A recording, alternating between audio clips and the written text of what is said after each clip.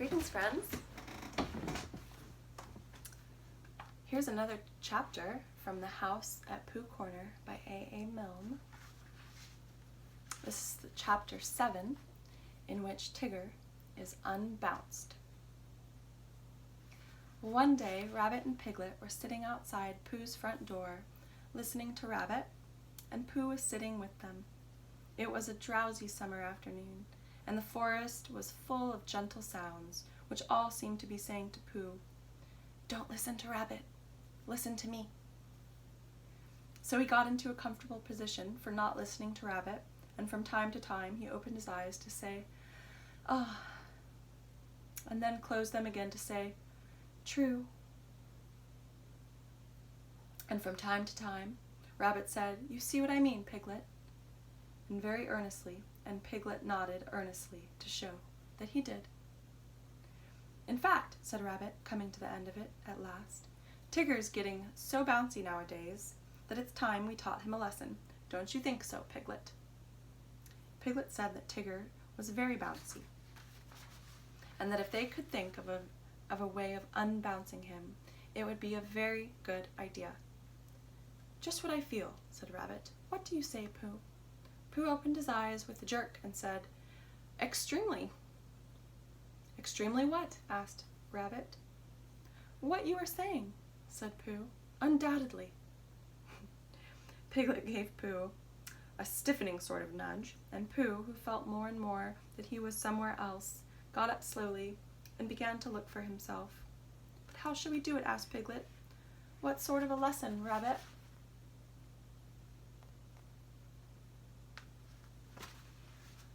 "That's the point," said Rabbit. The word lesson came back to Pooh as one he had heard before somewhere. "There's a thing called twistims," he said. "Christopher Robin tried to teach it to me once, but it didn't." "What didn't?" said Rabbit. "Didn't what?" asked Piglet. Pooh shook his head. "I don't know," he said. "It just didn't.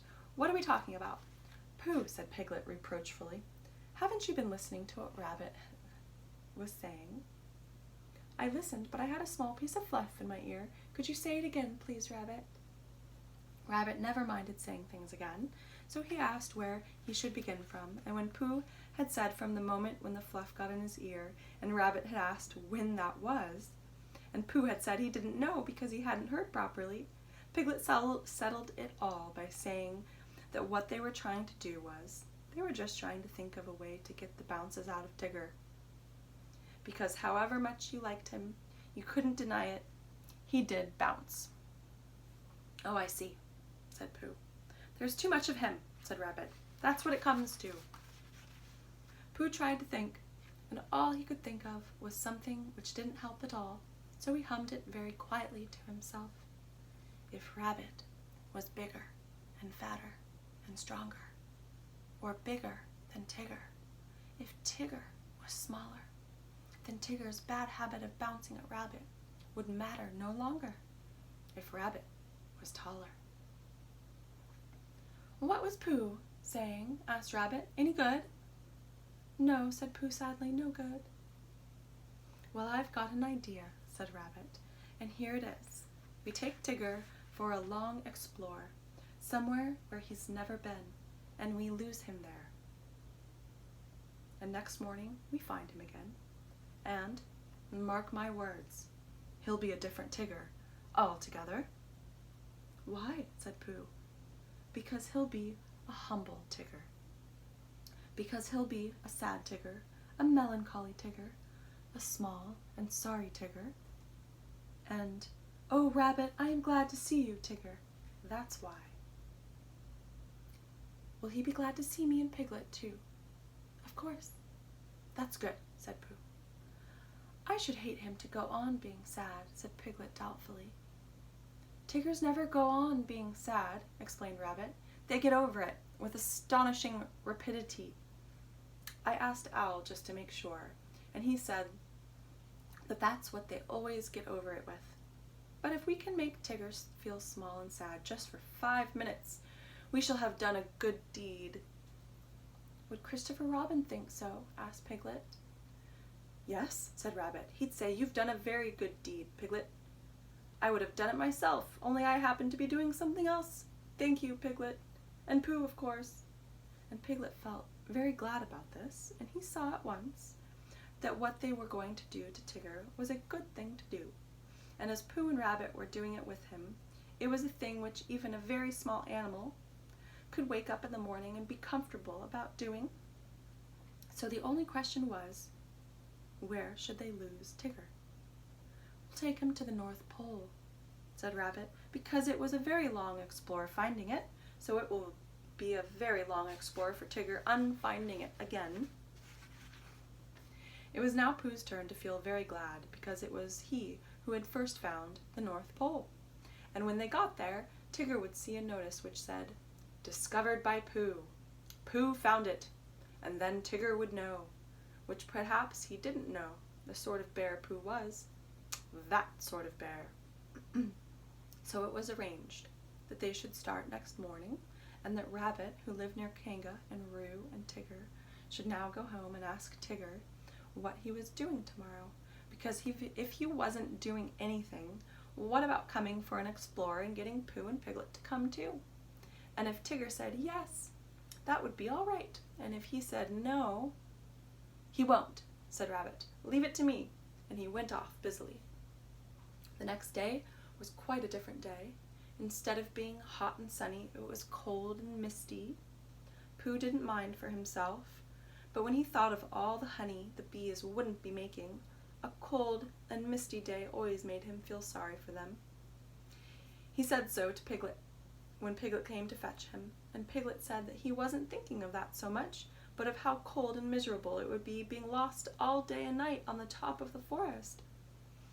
But when he and Pooh had got to Rabbit's house, Rabbit said it was just the day for them, because Tigger was bounced on ahead of everybody, and as soon as he got out of sight, they would hurry away in the other direction, and he would never see them again. "Not never," said Piglet. "Well, not until we find him again, Piglet, tomorrow, or whenever it is. Come on, he's waiting for us." And when they got to Kanga's house, they found that Roo was waiting too, being a great friend of Tigger's, which made it awkward. But Rabbit whispered, "Leave this to me," behind his paw to Pooh, and went up to Kanga. "I don't think Roo had better come," he said. "Not today." "Why not?" said Roo, who wasn't supposed to be listening. "Nasty cold day," said Rabbit, shaking his head, "and you were coughing this morning." "How do you know?" asked Roo indignantly. "Oh, Roo, you never told me," said Kanga reproachfully. "It was a biscuit cough," said Roo, not one you tell about." "I think not today, dear, another day." "Tomorrow," said Roo hopefully. "We'll see," said Kanga. "You're always seeing, and nothing ever happens," said Roo sadly. "Nobody could see on a day like this, Roo," said Rabbit. "I don't expect we shall get very far, and then this afternoon we'll all, Tigger, there you are. Come on, goodbye, Roo. This afternoon we'll, come on, Pooh. All ready? That's right, come on." So they went. At first Pooh and Rabbit and Piglet walked together, and Tigger ran round them in circles, and then when the path got narrower, Rabbit, Piglet, and Pooh walked one after another.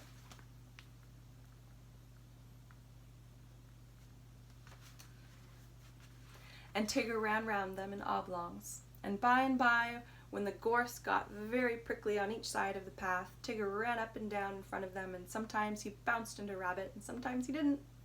And as they got higher, the mist got thicker, so that Tigger kept disappearing. And then when you thought he wasn't there he was again, saying, "I say, come on." And before you could say anything, there he wasn't. Rabbit turned around and nudged Piglet. "The next time," he said, "tell Pooh." "The next time," said Piglet to Pooh. "The next what?" said Pooh to Piglet. Tigger appeared suddenly, bounced into Rabbit, and disappeared again. "Now," said Rabbit. He jumped into a hollow by the side of the path, and Pooh and Piglet jumped after him. They crouched in the bracken, listening. The forest was very silent when you stopped and listened to it. They could see nothing and hear nothing. "Shh," said Rabbit. "I am," said Pooh. There was a pattering noise, then silence again. "Hello," said Tigger, and he sounded so close suddenly that Piglet would have jumped if Pooh hadn't accidentally been sitting on most of him. "Well, where are you?" called Tigger. Rabbit nudged Pooh, and Pooh looked about for Piglet to nudge, but couldn't find him, and Piglet went on breathing wet bracken as quietly as he could, and felt very brave and excited. "That's funny," said Tigger. There was a moment's silence, and then they heard him pattering off again. For a little longer they waited, until the forest had become so still that it almost frightened them. And then Rabbit got up and stretched himself. "Well," he whispered proudly, "there we are, just as I said." "I've been thinking," said Pooh, "and I think—" "No," said Rabbit, "don't. Run. Come on." And they all hurried off, Rabbit leading the way. I'll pause there and we'll read the second half of the chapter in the next video. Thanks for listening.